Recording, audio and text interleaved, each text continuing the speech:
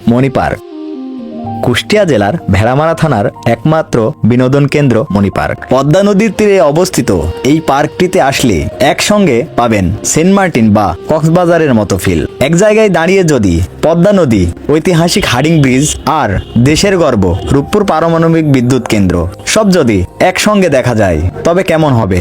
কৃত্রিমভাবে তৈরি হলেও প্রকৃতির ছোঁয়া এখানে 16 আনা।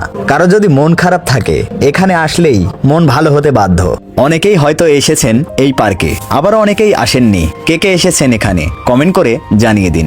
এই পার্কে ছোটদের জন্য রয়েছে নানা ধরনের রাইডিং, যেখানে রাইড করলে বাচ্চাদের মনও হাসি খুশি হয়ে যায়। এই পার্কটি আমাদের বাড়ির কাছে হওয়া সত্ত্বেও খুব একটা আশা হয় না। এই পার্কের ভালো একটা দিক হলো অন্য 8-10টা পার্কের মতো নোংরামি করার অপশন নেই।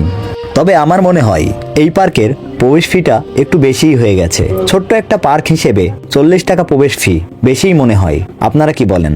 যাই হোক, পার্কটি কিন্তু অসাধারণ। আপনি যদি প্রকৃতির মাঝে হারিয়ে যেতে চান তাহলে ফ্যামিলি বা বন্ধুদের নিয়ে চলে আসতে পারেন এখানে। কে কে চিনেন এই জায়গাটি বলতে ভুলবেন না, আর ভিডিওটি শেয়ার করতে একদমই ভুলবেন না। আশা করি পেজটি ফলো করবেন। তো দেখা হচ্ছে পরের ভিডিওতে নতুন কোনো জায়গায়। সে পর্যন্ত ভালো থাকুন, সুস্থ থাকুন। আল্লাহ হাফেজ।